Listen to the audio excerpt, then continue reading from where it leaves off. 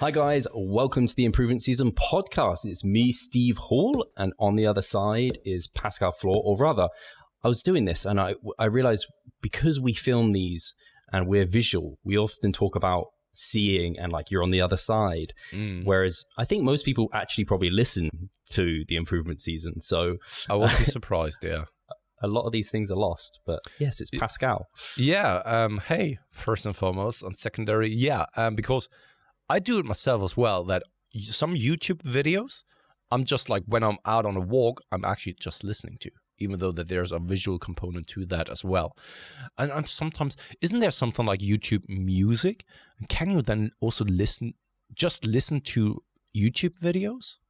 Maybe there is. Maybe they've got like a premium service now, haven't they? And they keep asking me to do a free trial, and I'm just because of course you can't really just like shut the monitor, because otherwise the YouTube video shuts off as well.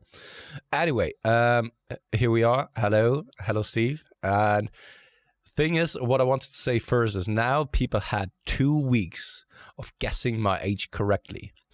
And I'm very, very disappointed to say that no one actually guessed my name correctly, my age correctly. I am massively disappointed. And so many people were just like very close to it and just like throwing numbers around that were just around it. So many people said 32. So many people said 34. And in reality, it is 33. And no one guessed it correctly. Sorry, no one is actually getting any kind of free membership. This is like, yeah, can't be. I'm wondering if we can try and do anything this week that people can guess to try and get free membership every week. Yeah. Guess this. This is good, actually. This works into the algorithm. We get more comments. I actually thought like, just because it was such a sad experience, to just like give out a membership for free anyway for everyone who just like tried it at least. So it's like that trophy every kid gets when they are at a tournament. Like you get a medal. Oh yeah, you were placed last, but here's a medal for you as well. That's actually the worst thing that you can do. I once heard that this is not a good thing, giving out trophies and actually, just like saying, okay, you're still a winner when you actually lost, because it just like ingrains that, okay, I'm still getting something, even though that I didn't practice for it well enough or that I didn't give it my all or so. That's not a good thing, because ambitions are actually very important. I don't know if you guys were aware of that, but it is. All right? Because otherwise you're always that guy like who's complaining about not having gotten something, and you're blaming other people for your failures and mistakes, and it's just like, because you just were used to still getting something, even though that you didn't put in the work and effort. I was saying, they do this at bodybuilding shows, or some of them, and I get it because they want to reward everyone for trying, but I think I came like third from last. I don't know where that was. It was like sixth or something at my first novice bodybuilding show. So not very good. And I got a trophy. So I was like, I could just show everyone my shiny trophy. I'm not particularly proud of that trophy. I think actually I don't have them with me at the flat. They're at home in my bedroom. Because you're so embarrassed about it. Yeah. I have to leave them back there. Yeah. Not even worth sitting in your apartment. Where was I going with this? No, I have nothing. Yeah, maybe we should pick one person that did guess and just say, you get the free membership. So cool. Yeah, let's do that. Say something, and I'm doing something in the background now, really quickly. All right. So yeah, I was actually going to bring this up anyway. So I just trained, and I really doubt he will listen to this. I'd be incredibly surprised if he does. But yeah, anyway, my friend actually, who lives in the same block of flats as I do, he wanted to train with me, and I think I kind of confused him a little bit because I do the splitting my sessions up in two, and he's kind of like, so you're just training your traps and your shoulders and your arms. So I'm like, yep. He's like, right, okay. I'm going to train my back. And I'm like, yeah. Don't just train these small muscle groups. And he probably thinks I'm like this complete bro in that sense. But he wanted to train legs with me today. So we went down and we were training. Well, I just had hamstrings. So he hasn't been in the gym for actually a long time. So he wanted to get onto the machines and stuff. And he kind of asked me, like, what do you think I should do with squats? And I was like, I think probably doing more than 5 repetitions is a good idea, probably less than 15. And he was like, yeah, I'm going to go for 6 to 8 reps, and I'm going to work up to 150 kilos. And I was like, looking at him like, 150 kilos, that's a lot of weight for like that many reps. And I'm watching him squat. I'm like, yeah, I mean, it's okay, but it's not how I would squat. But I'm not like, when you're just like, I don't want to like put myself, it's like that unsolicited advice. And so I struggled. Especially on the first date. Yeah. I mean, I've spoken to him a few times, but I don't want to like, I don't know. Yeah, like it hurts egos when you correct someone's form. So I just let him kind of do that. And we went through the session, and he ended up kind of getting on the leg press with this other guy who had a Muscle Works t-shirt on. And he also like had tights on and stuff. And like, I mean, nothing wrong with tights. I wear tights as well in the gym, but it was just like clear that they were going to have like a bit of a bro off, I will call it, on the leg press. Oh yeah. So again, on the leg actually press, something that is called a bro off? I'm calling it a bro off. If not a man, I do even know what you mean, even though that I've never heard of that term ever. Just before. like egging each other on, like, whoa, look how much weight we're doing, that sort of thing. Just really like testosterone and ego and like manliness, I guess you'd call it. And it's just not. I don't think either of us, we're just not that sort of person in the slightest. So anyway, they're on the leg press doing like a lot of plates, not coming as deep as what I would say you should come, and kind of not having the kind of the seat kind of back, having it quite upright. And I was just like, yeah, I mean, I'm just kind of trying to ignore it a little bit, because I don't want to roll my eyes or anything, because like they're trying hard, like they're making noise, and like it's hard. But I ended up leaving before he was finished with his session, because I only do my single session, which took about an hour. So you didn't think you needed a spotter after all? So they were spotting each other as well. Okay. It's all right. But he was like, when I was leaving, he was like, oh, look, isn't that impressive? Look how much weight he's doing. And I was just like, yeah. But it's, I'm just laughing like that because I can so much imagine you just explaining how the situation was like. You're so kind and politically correct in the way you are actually explaining that. And I just can't imagine how it must have been on set. It's just like, yeah, always staying very humble, very kind, very respectful. But deep down inside, you're just like, man, come on, like, you should change something. The guy in the gym, like, I mean, the guy that lives in my block of flats, he's a really nice guy. Like, he's a cool guy. Like, I get on with him. It's just, yeah, I didn't know. I was saying to Charlotte coming home, I was like, I think he wants to train with me just to train with me. I don't think he actually wants advice. Like, he knows I'm a PT, and he knows that I look like I've got some muscle mass, but I don't think he wants me to like come in and be like, I think you should lighten the load by half and come like 10 inches deeper.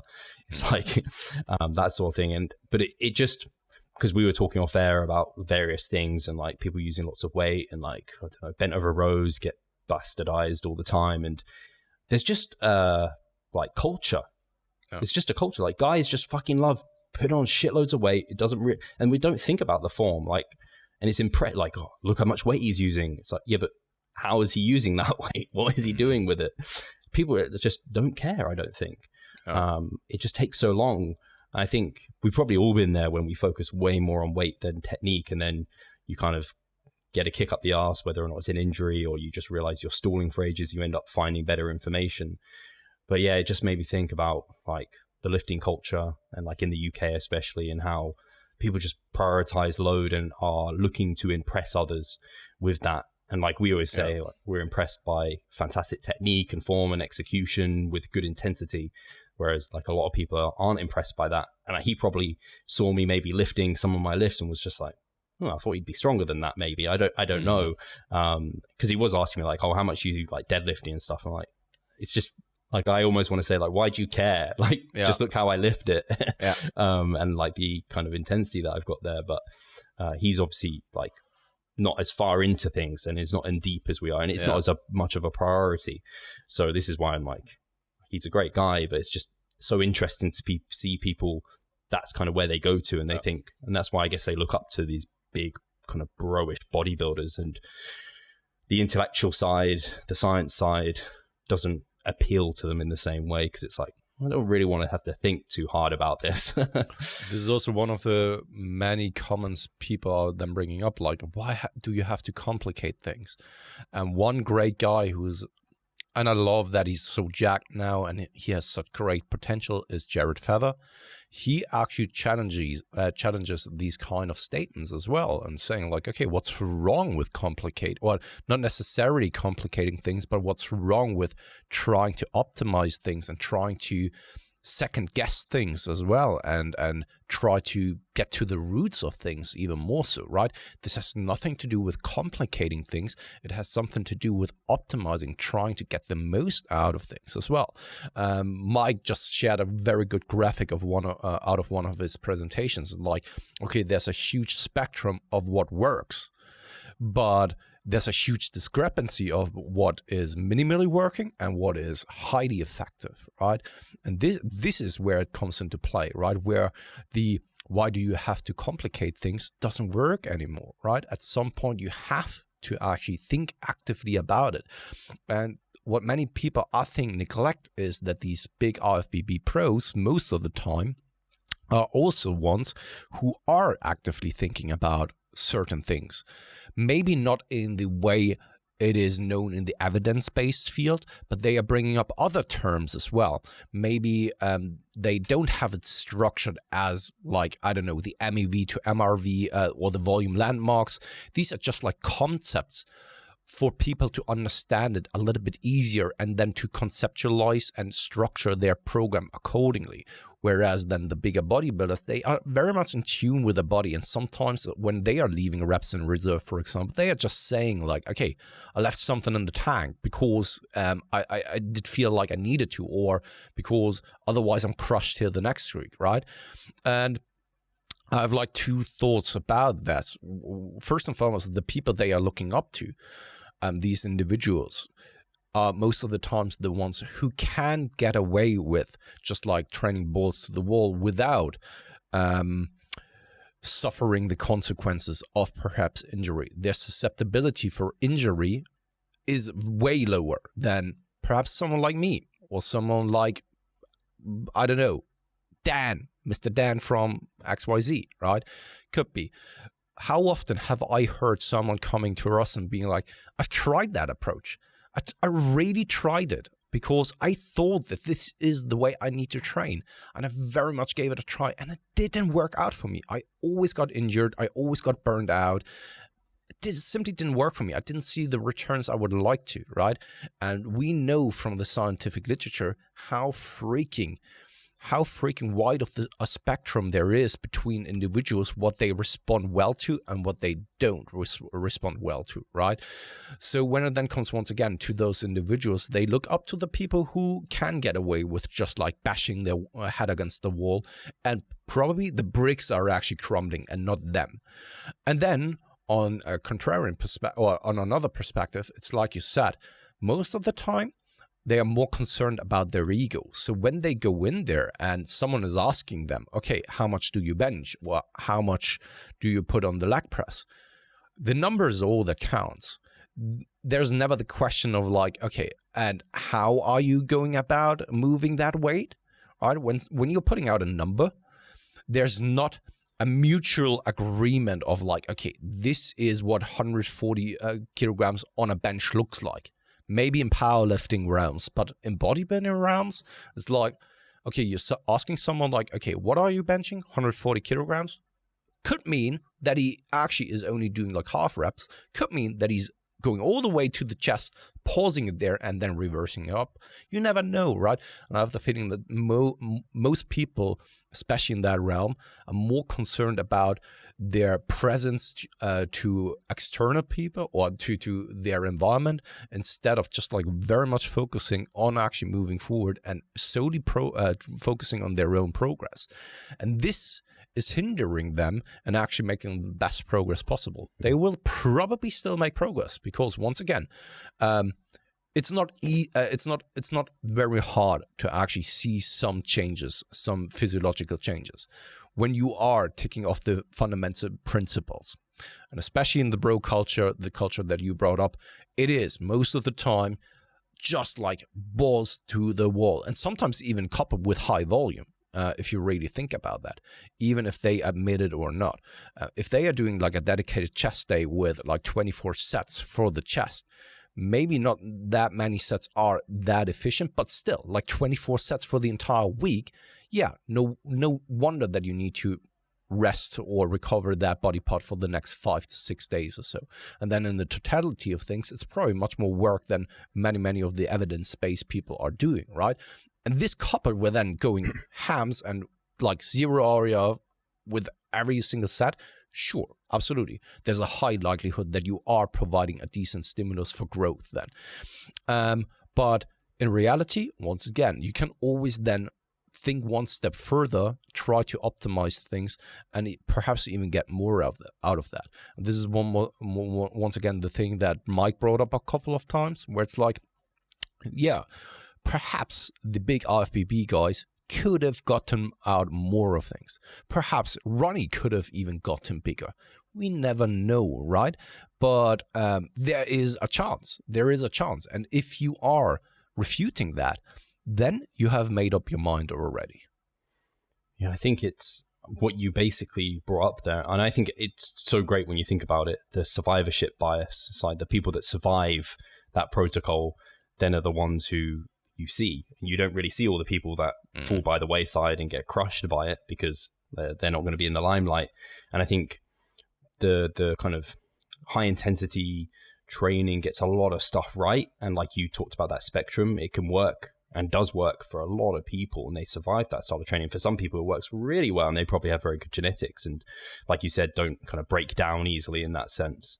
But yeah, it requires a lot of patience to have a different approach. And I will say I would probably prefer, potentially it would be more enjoyable to do like a couple of sets on a hack squat and just take them both to failure than kind of milk out an auto-regulation up to 5 sets to failure, because I've adapted and like responding and I can move to that level. Because yeah, those final weeks of training, they're not that fun. Like, they are daunting, and I can see why a lot of people just don't want to do fucking 5 sets of something like that. So like, let's get a lot out of little. And I can understand that you can't then equate that with being more effective, just because you prefer it. And yeah, I can see why a lot of people, if they can make gains via that method, why they go there. Because also, sometimes you probably have this, Pascal, but as you get more and more in tune with your RAR, it becomes easier to gauge. But some weeks you might be like, I'm not completely sure where I was.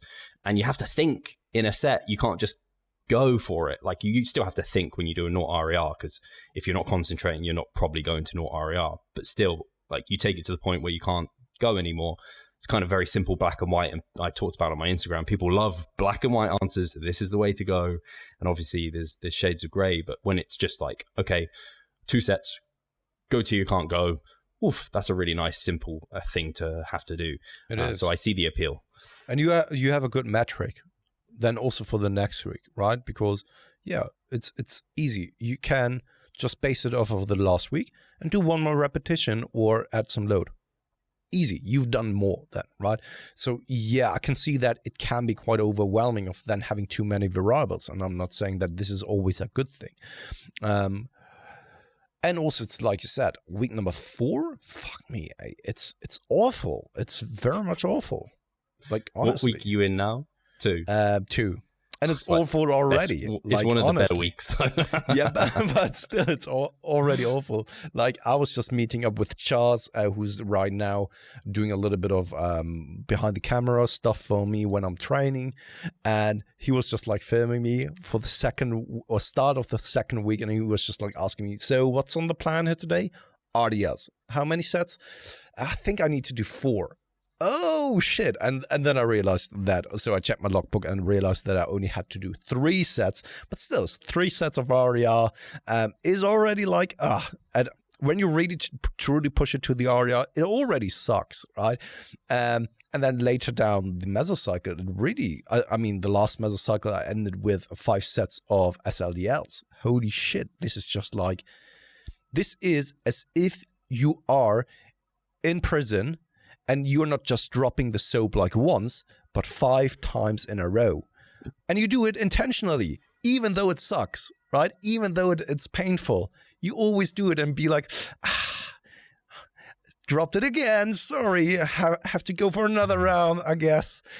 So it's very, very painful and very, very hard. But still, you do it with a certain intention to actually get something out of that.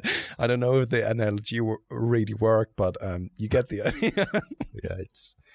Yeah, I'm just in week 4 at the moment, and I was saying to you actually, like legs, I always, well, actually, it depends on the lift. For something like a machine, there's I think almost everyone can almost always get out another rep. Yeah. It just depends how long they want to do that breather for. Yeah. And I have seen people take breathers for like legit a minute, and I'm like, this is not the same set anymore. You've rested a long time. Yeah. So I actually sometimes on tension. It's sometimes on those machines like a hack squat or a leg press, I either like to standardize the breathers or just not really actually take any particularly, because otherwise it just becomes like a never ending, like you can never, like it literally, you could almost cluster it to no end if you were to rest at the top long enough. And I could really see how that scuppers someone's ability to progress week to week, or gives them a false sense of progression in a sense. Yeah, you're like basically upper body. Once you're gone really on upper. Absolutely. You're basically extending artificially what you're capable of, right? And at some point, if you're not really keeping yourself accountable, you're then ending up with like taking 10 breathers and then the next week 12 breathers. And is that really progression then? No, you're just like artificially lengthening the time in between the repetitions, and you haven't really made any kind of progress. It's just like that you are once again extending the rest times in between the repetitions. The same goes for rest times in between the sets. If you are on a weekly basis extending the rest between the sets, then you're also artificially just increasing what you're actually capable of, even though that you are not really capable of doing so, right? Then on paper, it looks like, I'm progressing nicely. But at the same time, you're just neglecting that you're resting longer between the sets. And you should also standardize things. Of course, not just like go by the clock each and every single time, but just like auto-regulate it, right? I have in that same thing now, I have a question for you, Steve, because one of my athletes, Brianna, shout out to Brianna, she has just done her overreaching week, lots of sets, and she exactly went through that, where she had lots of breathers, which were very long. I also said that to her, like, okay, try to not have those long of breathers, and perhaps you want to actually take then longer rest times in between the sets, so that you're not just like burned out when the next set arrives, and then you have to take those breathers in the set itself, right? But at the same time, and here comes my question, she has asthma. So have you ever worked with someone who has asthma, and how much does it impact these kind of higher repetition all-out sets? I'm going to give a really disappointing answer, because I don't think I have worked with anyone who has asthma, but I can see the trouble, especially I've seen her training, and she's having to wear a mask and everything, which imagines making everything harder. So because you don't want that, you want the muscle to be the limiting factor. So if your breathing becomes that, it's like, how I actually don't know the way that someone would manage that best. It's the first time I've actually encountered that myself as well. And I also told her, like, I can definitely see that. And let's try that one option of like just extending the rest times between the sets, so that your breath really just calmed down and you caught up with that, so that you are very much prepared for the next set and you have enough lung capacity to push through those repetitions and hopefully make the muscle actually the limiting factor. Worked as well, but I could see how for some people who have very severe asthma, perhaps that could be a limiting factor. And I thought about it, how to then best go about it, to be honest. Fast, efficient fat loss. Does that sound like music to your ears? The mini cut movement might just be for you. Mini cuts are like robbing the fat bank. You want to get in and out with as much fat as possible. In a short period of time, you could easily look to lose 6 to 12 pounds of fat. The mini cut movement is excellent. There's group support for extra accountability and also expert help within the group. We have educational videos to keep you on track along the way, and you get all your nutrition and training customized and individualized for you. So if that sounds of interest, get involved with the mini cut movement. Yeah, I can only imagine trying Just need to become a powerlifter then. yeah, try and just lift below 5 reps. Try and manage her breathing as the set's going, and don't take too many like extended breathers, and just ensure the muscle, like don't let, because when you take a breather, you're letting that muscle rest. Whereas if you don't take the breather, assuming you're like a lot of people take the breather not when they actually are out of breath, they need the breather for their muscle group to recover. So you actually, by not taking that opportunity, you can keep the fatigue there so that you end up failing sooner, which is going to be good because now the muscle's the limiting factor and not the breath. So I think your advice there is probably spot on, like limit breathers, take more rest between sets. I think that's probably decent. But I'd be interested if any listeners have experience with that, because I don't know, apart from taking your, like, you need like a spotter to be like, give you a spray of like to help clear the lungs. Each and every single time, eh? Jesus Christ, yeah. Or instead of wearing a mask, you just have like a bottle of oxygen with you, and then you're just like breathing through that bottle the entire time, like pure oxygen. I actually heard, I think it was on AJ Morris's podcast. It was, why have I forgotten his name? Jeez, I've forgotten the actual guy's name, but he like you used to carry around oxygen tank for his leg sessions. Yeah. He's like a UK like world pro natural bodybuilder. He may be competing next year. Richard Godzecki. Okay. So yeah, he's very hardcore. Yeah, I can see that. So yeah, anything else happening with your week? Yeah, my back actually flared up another time. Nothing I can really attest it to, other than perhaps like overworking symptoms, because my shoulder is starting to hurt as well, just a little bit. Maybe overuse injuries, or just like doing a little bit too much volume, doing too high of frequency, because especially for the delts, I'm doing a lot right now. There's not one single day where my arms aren't doing something, right? And possibly it just can play then on my, I can feel it in my anterior delts, but it's more like in the joint. I can feel that. And you've been training higher volumes for a while now as well. Yeah, exactly. So I need to consider what to do after this mesocycle, whether I really want to push for another mesocycle. I don't know whether my body is actually in that position, because I can slowly feel like, okay, with all of the intensity and volume that I'm doing at the moment, the body is slowly coming to its limits. And this is only week number 2, right? And I can slowly already feel these kind of things. And then with the back, just tweaked it a little bit. Nothing in the set or so. It was during a training session, but funny enough, I tweaked it while I was doing like cable crunches. And that just shows to me already that probably I was just like so tight maybe, or so overused in that area, that it just made a little bit of a contraction there. And then ever since it's a little bit painful. So I needed to drop one back session, and was still then able 2 days after to go in, do SLDLs, did an upper body session here today. So a couple of pulling movements are still possible. But yeah, it's just, I'm getting to the point where I'm feeling like my body slowly, and perhaps I need to just like perhaps take 2 weeks of a deload next time, just to give it a little bit more of a break. But we will have to see. I never want to just like jump that far ahead in my planning and my training. I rather take it as it comes, and then make the adjustments when I need to make those adjustments. And are you already using some of the 20 to 30 rep range and intensifiers at all? No, not yet. So I was considering doing that perhaps in the next mesocycle, so doing a little bit of a metabolite block. And then, a primer phase, it's definitely needed afterwards, because the last time I've done a primer phase is a longer time ago. And because the last time I've done more of a low volume phase was just like 2 weeks, low volume, and not really a primer phase in it for itself, but just like more kind of active recovery, going in there, doing just low volume for 2 weeks only, and then going back again. So a primer is probably very much needed after this entire block.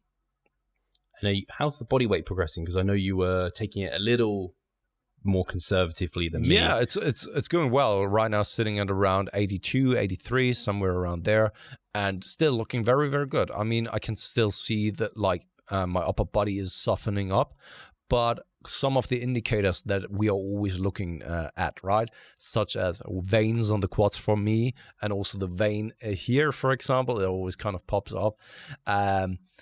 And also veins on my abs, and they are still showing, and which is very, very good. But I can still, I can already see that I have gotten softer, even though that these indicators are still there.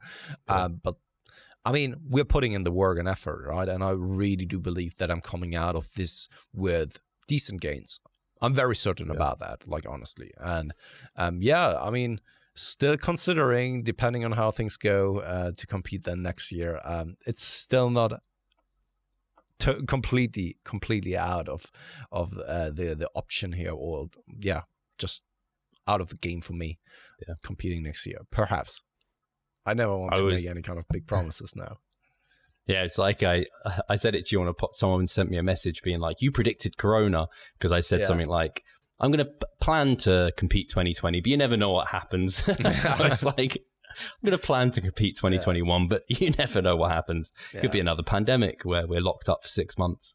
So I was just interested to hear whether, because it sounds like you're almost in a similar position to me, and I think you know where I'm planning another mass. I'm going to mini cut a bunch of weight off, and then mass, and then basically primer phase and start prep, which I can't think where that lands me, but it's like somewhat early next year, or like mid to late next year. So it's already, it will all come upon us very quickly. But I think the great thing is both of us got quite lean, and so we're only really like, as long as we don't like push the mass too fast or too far, we're only really a mini cut away from being relatively lean again. Absolutely. So then we don't have to do probably as much kind of excavation for the contest prep as previously. I even think that if I were to do a mini cut now, I would end up leaner than when I started the scaling phase. Oh wow! Because the gains, or the gain has gone very well so far, and I don't think that I have sacrificed a lot of the details. Things are just looking a little bit softer, but that would be. This is also definitely alongside with some water retention. This is just like, due to me having been a little bit more on the obese side of things, and then like the scar tissue that I'm wearing, I tend to hold on to a little bit more water, as I already talked about a couple of times on the podcast already, that when I go into a cutting phase or vice versa, I either lose or gain a lot of initial water weight. And I can see that. I can definitely see that. And I would assume that if I were to jump now into a mini cut, I would easily lose in the first week, once again, like 7-8 pounds or so. Then definition is already much more there. And then, it's just stripping off, I don't know, 3-4 kilograms and be in a much better position again, right? I think actually I'm probably similar to you. If I did mini cut now, I would probably be leaner than I started this mass, but I'm struggling to get past, like, I think I'm 187 pounds. I've been sitting at that for a few weeks, and I've been edging out calories, trying to keep my steps down. And I think I might have to get into the 4,000 calories to push into the 190s eventually, which is where I want to get to before I consider a mini cut. But yeah, I wondered if, I'm guessing because of how your previous masses have gone, your steady intake has remained steady, and it's just leading to a nice slow gain. Yeah, and I think that perhaps I need to increase the calories now, because I'm always riding the bicycle with Tony in the back to the daycare mom. And this is now something that I newly implemented, and this will definitely last now over the summertime. And it is exhausting because the bike isn't the greatest, and then Tony is, of course, weighing 20 kilograms with me being in a gaining phase, and it's kind of up and down a hill. And I already so always when I arrive at the daycare mom, I'm out of breath and I'm sweating, and same way then back again. So I think that I would probably be expending like another 100 to 200 calories just by that alone. So yeah, we will have to wait and see how the next 1 to 2 weeks are going, whether my scale weight is creeping up or not, and if not, then make the adjustments. Yeah, I think it's one of those where a lot of people assume, oh, like you're burning another 100, 200 calories. So it's like, but it doesn't always net that, because possibly your posture and just lazier in the day or something. So it's always, like you said, the good thing is that I'm such a robot that my daily business is always looking the same. So even though that I've thrown in this now, my rest of the day still looks the same with me going out on walks and stuff like that. So that is the beauty about having just such a robotic structure, because then you can immediately make adjustments, or not just immediately, but in a very short time, because you don't just have to second guess everything of whether it is coming or because of XYZ or because of that, right? Because if like many of the variables that you're tracking are just like fluctuating on a daily basis, you never know where you're at that moment, right? And then you have to monitor things over a longer period of time to actually get a better picture. And that's why I don't think that I'm getting more sedentary by the end of the day, simply because everything is still so structured and I'm still continuing everything, and I just had to throw that into the entire mix. Cool. Yeah. Cool. That makes so sense. one thing, and that is I picked up a YouTube random comment picker. So what we are going to do is I'm going to share my screen now with you so that the guys over here on YouTube are actually seeing what I'm doing. So just give me a second, right? So share screen. Where is it? And maybe we should get do this every month or something. I don't know if every month's too infrequent. So now you can see it, right? Yep. All right. So here we are, the YouTube random comment picker. As you can see, it's episode 166. I will now copy paste the link. Oh, this is cool. Copy it into YouTube video URL, get YouTube comments, and see amount of unique commenters. No, that's not how it is. I wanted the name. Why has it not picked this one? Start raffle. Video YouTube comment picker. Is it the bottom left there? This one here? Yeah, Maybe. yeah, I think so. Like start raffle and pick random winner. Vieri864. Let's see who that is and what he said. Vieri. Is there even someone like this? Vieri. There he is. There he is. 34, he said. It was close. It was close, just by off by 1 year. So Vieri, reach out to us either via Instagram, Facebook, or anything alike, or maybe comment just here, right, so that we can get in touch with you. So you have now won a free membership for 1 month. So stop sharing, and now we can get into the questions.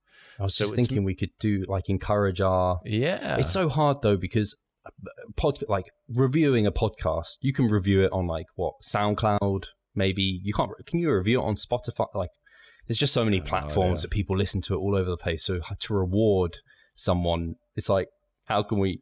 It's just tricky, like to find it on all platforms. It is. I was just thinking, I was going to say we could reward like a review or something, but that's true. It's hard. Maybe we can think of something until the end of this episode. So yeah, guys. First one from we didn't really receive that many questions here. Where's Andrew Pottercheck, by the way? Is he dead? He is still living. Okay, is he? Yeah. As far as I'm aware. Don't know what's going on there. Andrew, why are you ghosting us? Your supporter. Anyway, Joseph Kaufman. During a cut lasting 3 mesocycles, how to deal with strength loss when picking a weight in the first week of later mesocycles. Example, bench press meso 1 starts at 225 pounds. Meso 2, I can start again at 225 or maybe even 230. But by meso 3, I have strength loss and feel like I need to start at 220. Advice? Thanks. So, unfortunately, this comes with the territory. It's expected to get some short term. It will be short term. It's kind of a calculated cost of the cut, where you don't have as much energy availability. You also probably lost quite a lot of weight, so your relative strength has probably potentially gone up if it's only come down a small amount. But to have lost a small amount of strength in that time is not to be unexpected, especially a 3 mesocycle long cut. So what I would say is just be very honest. Try and just work to your RERs for those sets and for the rep range, and pick a load that's appropriate.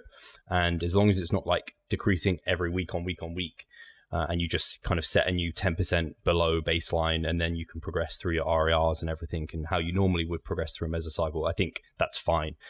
Just knowing that it's normal, because something I have ended up doing on cuts before is keeping a movement in there and trying to keep strength on it, but my technique just changes. So it'll be like for bench, I might have paused and done a slow eccentric at the start, and then by the end I'm like, yeah, I'm lifting the same weight, but I'm like 10 pounds down, and you look at my form, it's like touch and go, no slow eccentrics. So just be very honest with yourself. Don't risk injury. That's what my main advice would be. Yeah. And this is one point that you brought up, which is very true, in that the technique is changing, and not just due to you getting lighter, just also due to accumulated fatigue, right? And the funny thing is that this is something that hardly anyone is talking about. When I started, and same as you, Steve, I thought, because this is what you hear everywhere, strength, you shouldn't really see any kind of decreases in strength, and sometimes you should even be able to increase your performance. And it's just like, you hardly then ever hear any kind of recommendation or what to do when the performance is actually go down.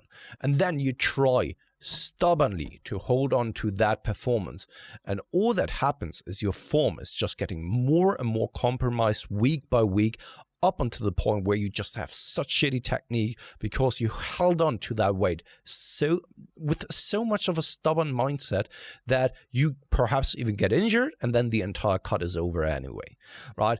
And I would have loved somewhere to read that on what to do, and also what you said, and this is all that matters now in that message. It is normal, and it's to be expected, especially if you're losing a huge chunk of your overall body weight. Then it has to come down.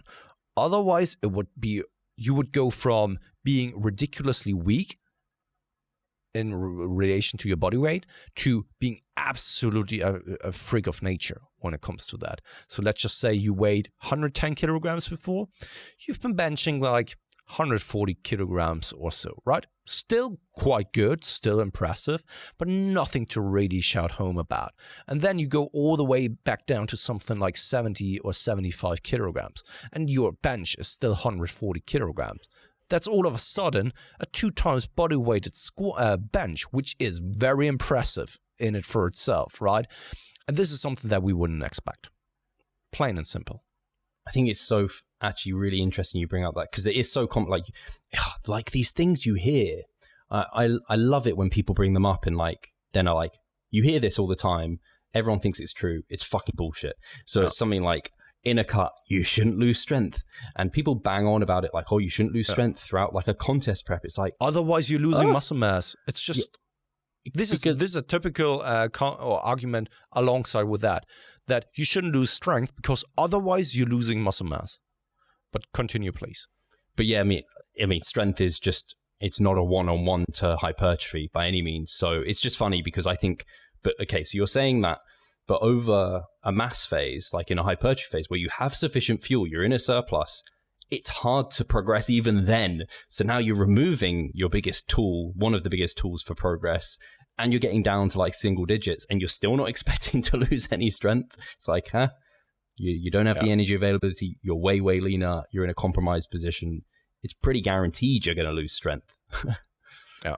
It's just funny. I just wanted to read it out loudly because Patrick, our man, he said then for hypertrophy, it probably doesn't matter as long as proximity to failure is there, especially if you have lost an amount of weight that makes the ratio similar. And that is absolutely true. And thing is that even in a gaining phase, something like load on the bar is not as important. And this is so crazy because also here, for years, I thought that this is so important. This is the most important variable or metric to actually increase over time.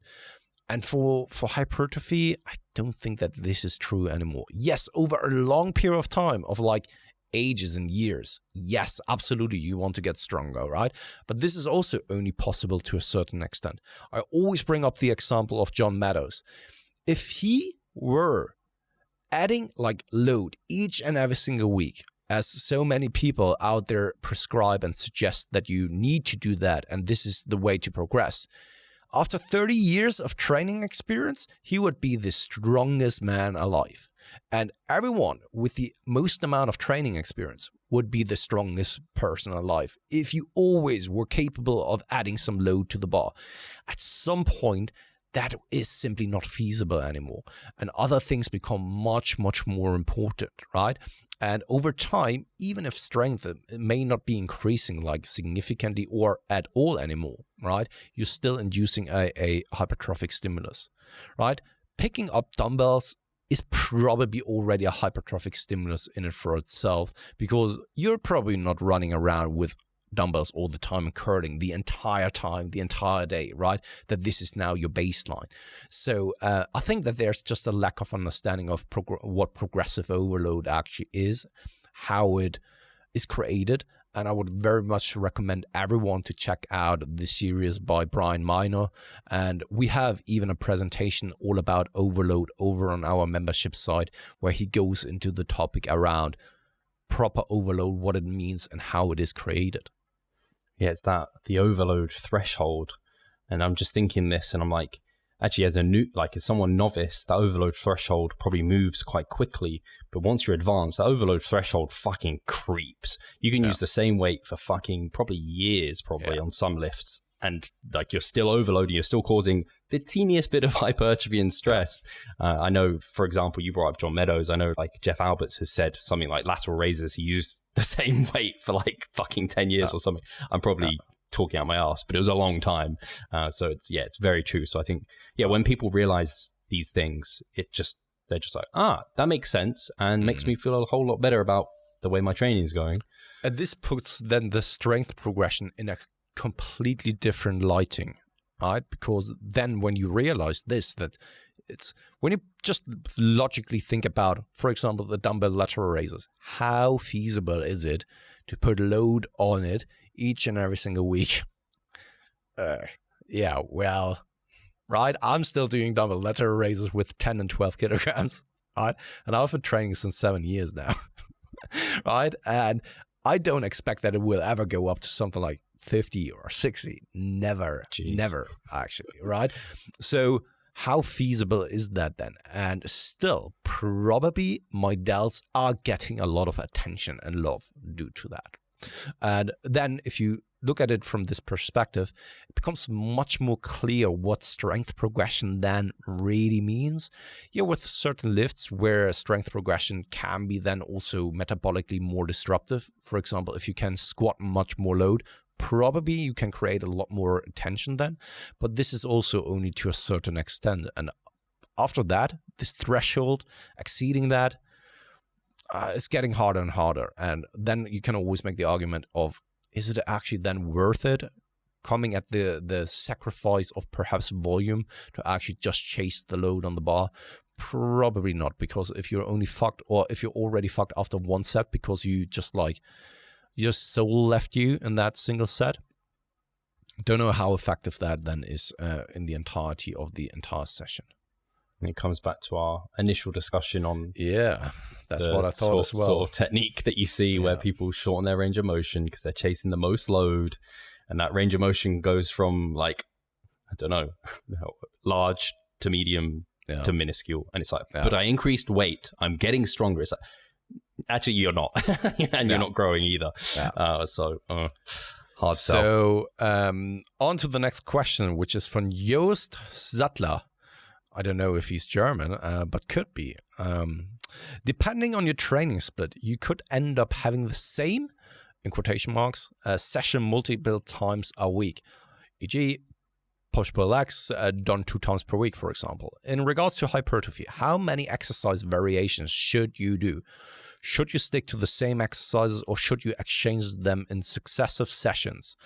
push A, pull A, legs A, push B, pull B, legs B.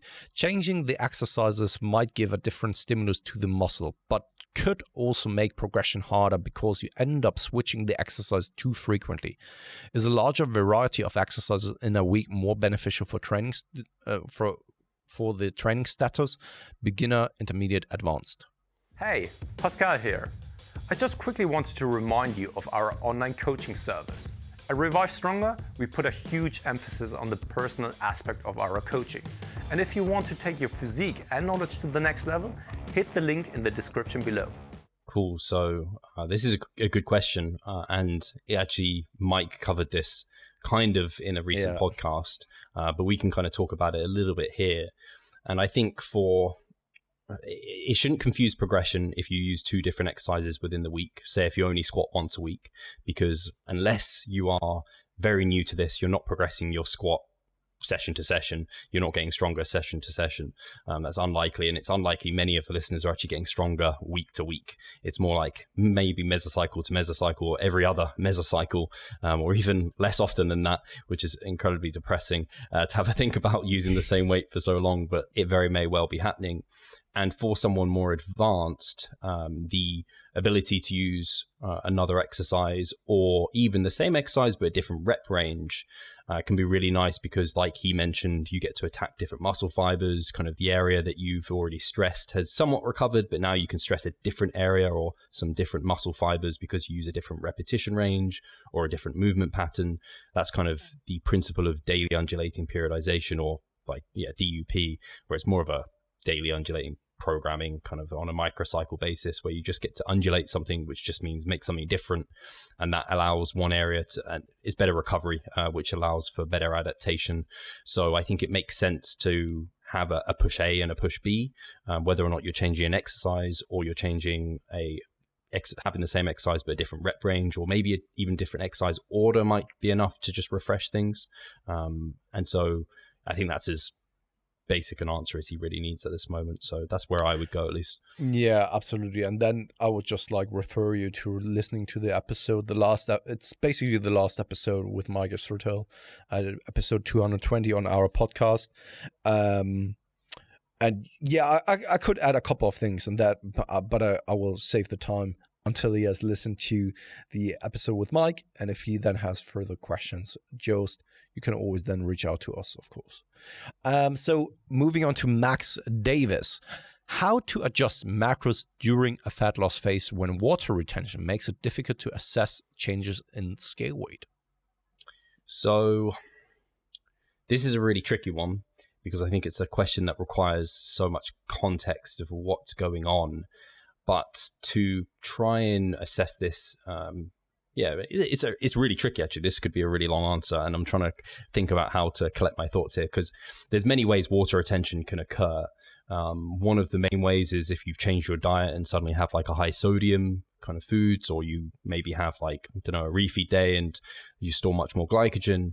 And in those odd off occasions, I would say you can almost ignore the next day's weigh-in and kind of call it quote unquote bad data if you want to, because it's just completely abnormal. And so every week you're not doing this, so it's not consistent at all, and it's just completely random. You went out for sushi with your mates, had loads of soy sauce, and so the next day you were like a bloated whale, and it's just not helpful to anyone. You kind of know you're going to have been way heavier, so then you can ignore that data and then kind of move on. And what you don't want it to be is every time I overeat, I just ignore the next day's weigh-in. And actually, even if you do that, it's eventually going to show itself in the weekly averages that you're not losing. So that's one way. But then there are other ways that you can have water retention, and that's stress related. So that could be just due to dieting, or a stressful life, or poor quality sleep. That can often lead to water retention. And then it's just being aware that that's gone on. So oftentimes, probably Pascal, you're the same. If I see someone and it's you can see they've been adherent to the deficit, you don't expect this to no longer be a deficit, but they haven't lost on the week. They've probably checked in and been this has been a stressful week, or whatever it is.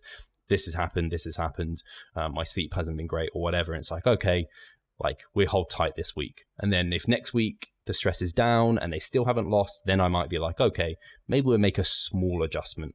I won't rapidly move anything, but it might just be 100 calories less and maybe 1,000 extra steps or something across the week. That's how I would go about things. But there's probably many ways you could look at this question and like different routes you could take. So what were your thoughts, Pascal? First and foremost, based on your last or the last point you brought up, like just being proactive, decreasing the calories, then perhaps by another 100 calories, bringing up step count by 1,000 or so. Because, what do you have to lose then, right? Nothing really. Perhaps your weight loss will be a little bit more accelerated here for the next week. And if it's then too rapid, you can always bring it up another time, right? So you have basically nothing to lose in being proactive rather than just wait it out. Another thing that you can do, and I know that this isn't always feasible for everyone, but I brought up like my robotic structure for the day. I always eat at the same times, nearly always the same things. Everything is basically the same, which makes things so much more predictable. And once something is a little bit out of the ordinary, you can immediately draw kind of some conclusions, because when all of a sudden your weight isn't coming down, but you have changed nothing on your variables, you can be very certain that it has something to do with water retention, right? Or if the weight has now come up or so. If all of the variables are now all over the place, then you can always ask the question, like, is it really just water retention, right? And that is just complicating things unnecessarily, and also perhaps prolonging the cutting phase, where then perhaps you're not in that caloric deficit anymore that you were aiming for. You're still in a caloric deficit though, but perhaps just like in a marginal one. So the negative adaptations still pile up. You still feel like you are in a diet, but it's not as efficient. And then you have to just diet for longer and make things much, much harder. That's why I always encourage people to take care of as many variables in their diet as possible and keep them as consistent as possible. And I know, once again, this is not always feasible for many, especially the ones who have like a job where they always are on the go and they have a lot of business meetings maybe that are unpredictably long perhaps, right? I know that you just simply can't go out now, eat something because of your gains, right? When there's a client sitting in front of you. I know for some people it's simply not feasible, but for those who can take care of all of these variables as best as they can, I would very much encourage them to structure it as best as you can to, once again, mitigate or decrease the fluctuations based on external factors. That's something I'm really big on for competitors within like the last, particularly the last month, where I'm just like, please just follow a meal plan. I know this throws out the flexible dieting rule book, but like we're not flexible right now. I want everything in a vacuum as best as possible so we know what's going on with your physique. The only thing I'd add in addition to that, because I think that's a good message, because I think actually, so what a lot of people need to hear on a fat loss phase is flexible dieting can be great, but it can also make you anxious and think about your food too much, play macro Tetris, and it'd be a painful game that you end up failing. And so having a meal plan, or at least a semi kind of flexible meal plan, can be like such a game changer. It's like, oh, I don't have to think about this. It's funny, right? Because so many people are actually implementing it in order to make their life and the dieting easier. But for many, many people, it actually makes it harder, because now all of a sudden, because it's so flexible, they need to think about it too much. And thus, the food focus is higher. Because you're actively planning the entire time, right? And that's not the best thing in a diet. Sometimes being robotic about the entire thing is a good thing. And I know that this is a message that is not very popular, especially amongst the people who are advocating something like intuitive eating and flexible dieting. But I've just found for myself, and this is also, of course, due to my personality, but also with a lot of athletes who want to take it to the next level or who want to be successful with their diet, to have a little bit more of a robot mode on is actually very beneficial in that sense. And it must be said, though, of course, you can live a healthy lifestyle that way.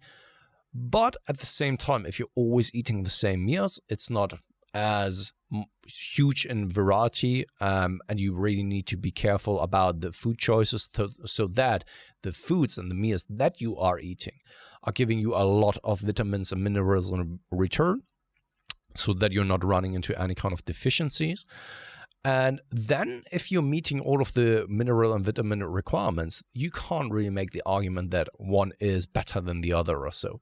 Or perhaps even from in a contrarian perspective, it is better to be a little bit more robotic in order to make things easier for you, in order to not just constantly think about food, and in order to make things a little bit more predictable so that you can make the adjustments right away instead of just like waiting another 1 to 2 weeks, extending the entire cutting phase, making your life even more miserable.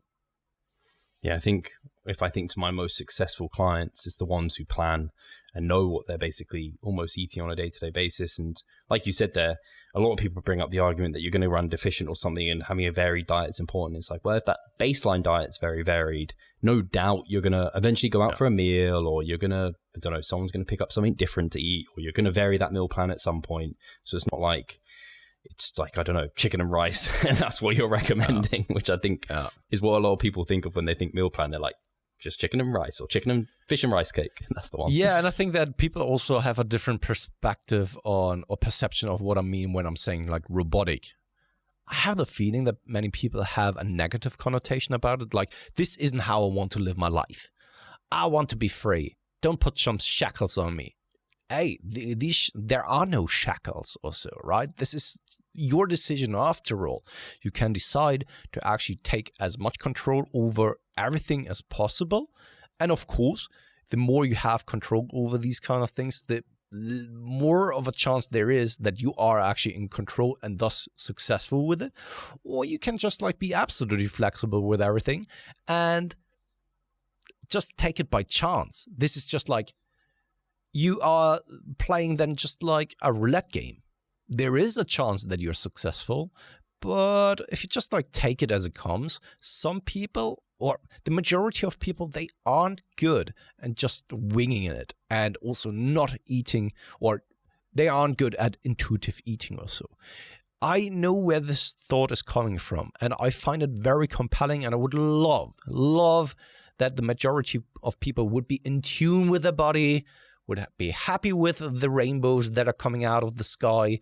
But that's not how our society is most of the time, and not the majority of people, unfortunately. And that's why I think being in a state of control is way more of a better thing for most individuals, and especially considering that our brain is nothing else than a computer. So being a little bit robotic is actually like your nature.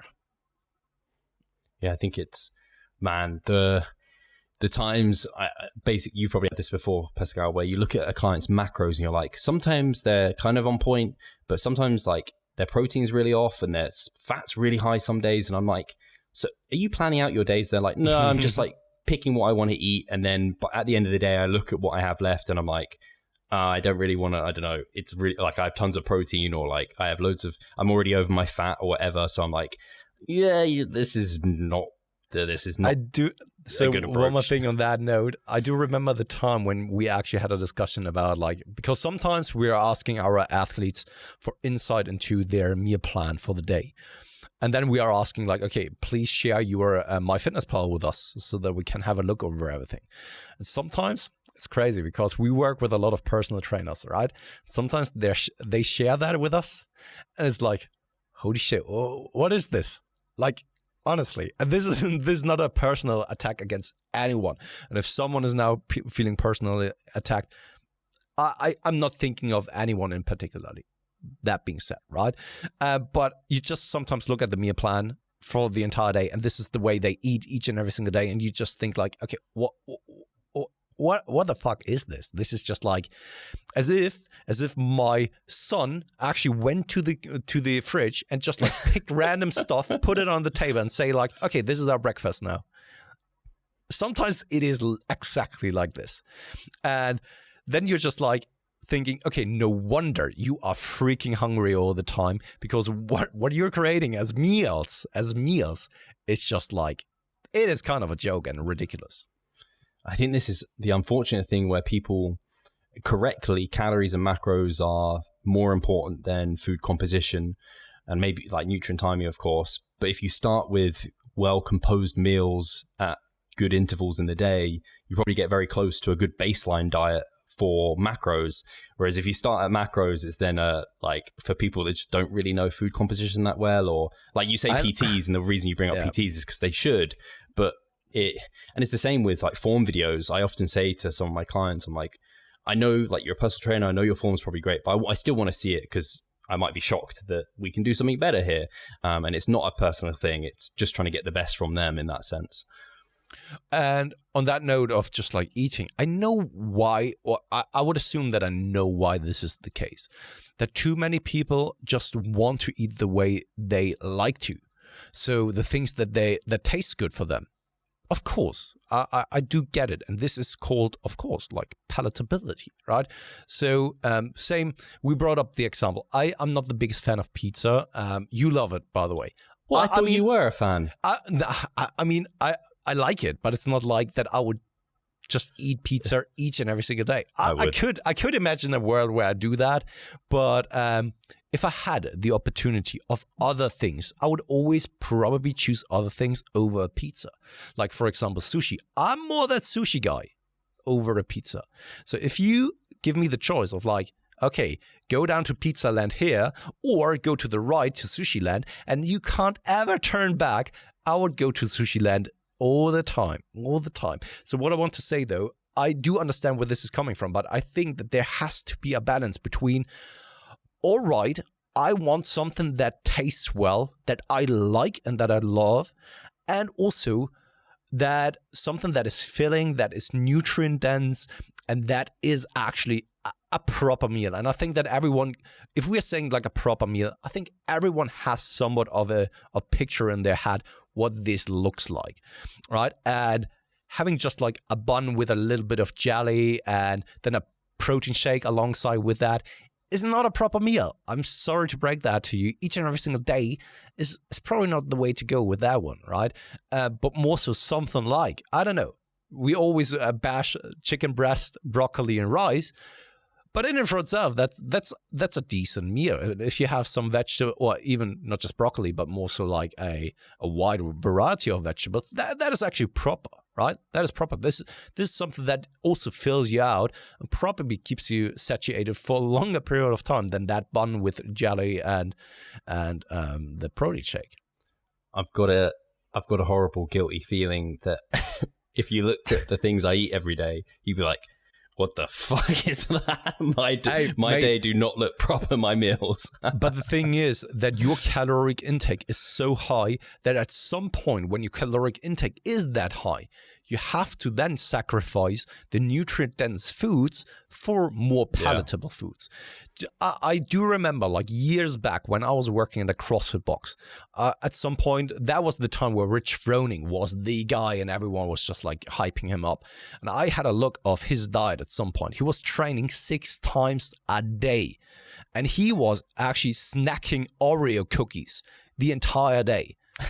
Makes sense. he had to do that because his caloric intake was probably at around 6,000 calories or so. And how in the world, if you're training 6 days out of the 6 times in a day, how in the world do you want to actually get in something like rice, chicken breast, and vegetables? You would just like puke everything out in the next VOD. So, of course, in that kind of instance, when your calories are so high, you're probably meeting the macronutrient and micronutrient and vitamin targets and requirements for the day, even with more so processed foods, with highly palatable food, because the calories are so high. Yeah, and I think thinking 6 times a day, because I train twice, like we both train twice a day, and partly also emphasized by the fact I need to get in a lot of calories. I can't eat like a normal looking meal post-workout, especially for my first session, because I'd be bloated and still not feeling comfortable with my second. Whereas my dinner, that's when you'd look at it and you'd be like, oh, that's a normal meal, like a stir fry or like whatever it could be.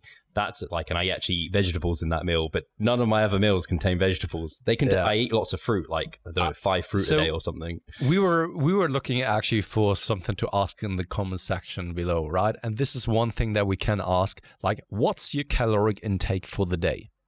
And because I would be very curious, I think though the majority of people is somewhere around 2,000 to 2,500 calories.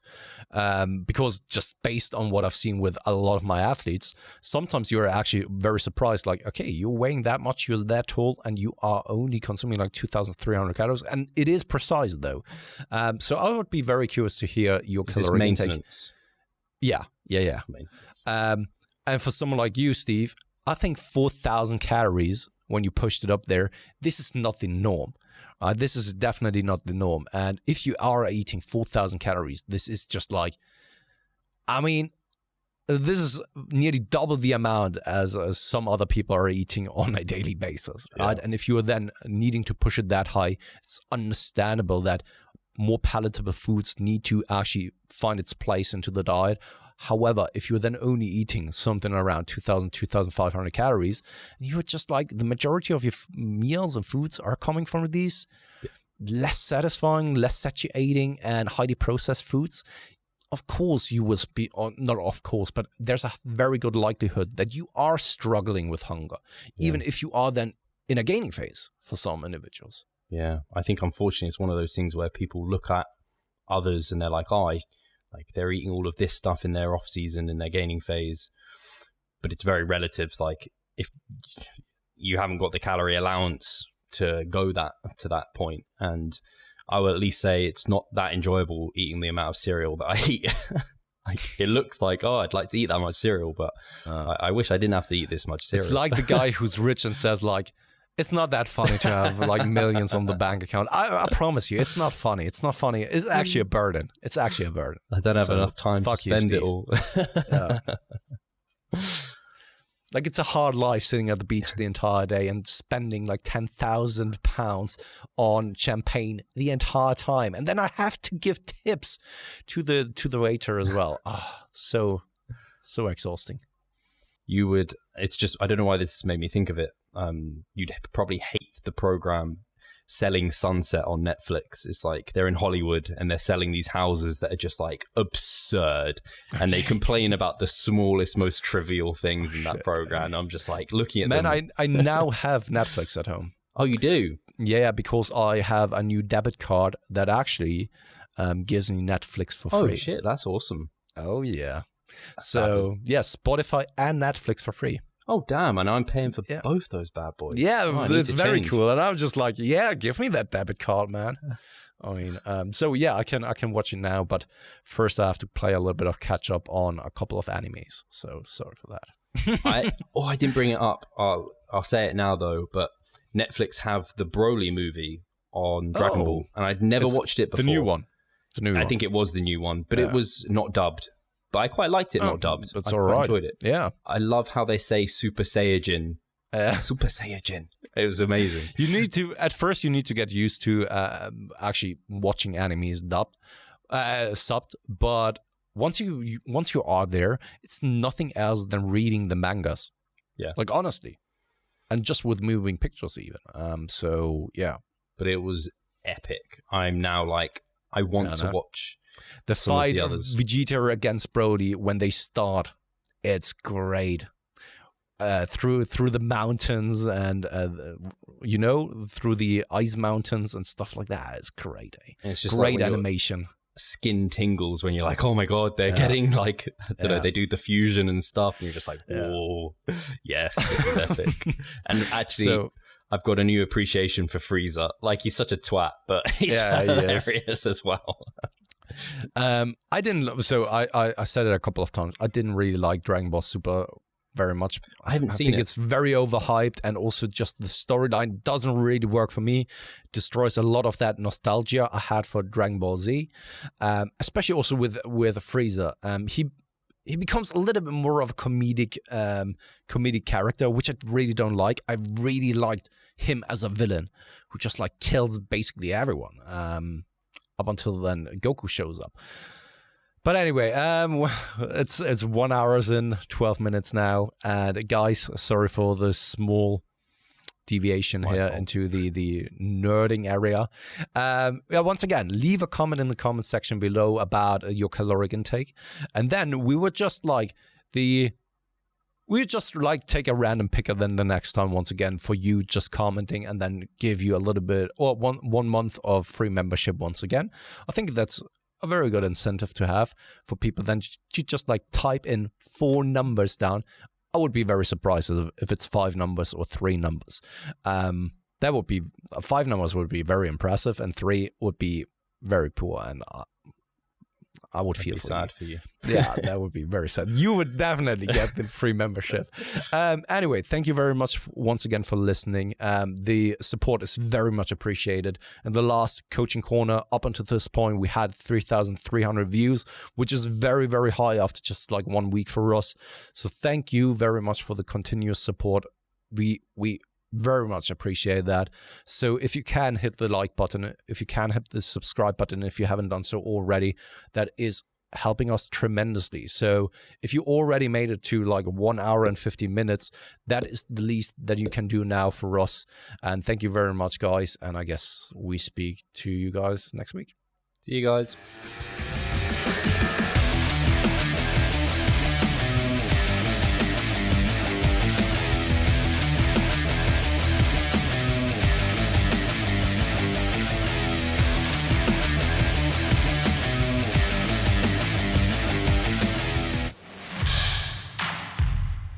So I'm Steve Hall, founder of Revive Stronger and a coach of Revive Stronger. My name is Pascal. I'm the co-owner of Revive Stronger and also a coach, of course. Revive Stronger has probably been going solidly for 3 years, roughly about 3 years. Revive Stronger, to me, it is becoming kind of my child, my foster child. It's the gathering and getting together of like-minded people. We've been expanding the coaching team, which is helping us help more people, but each coach can only help a certain number of people. Right now, it's all over the place. We have YouTube, we have Facebook, we have Instagram, but there isn't that community aspect behind that. And so the next step for us is developing a membership site.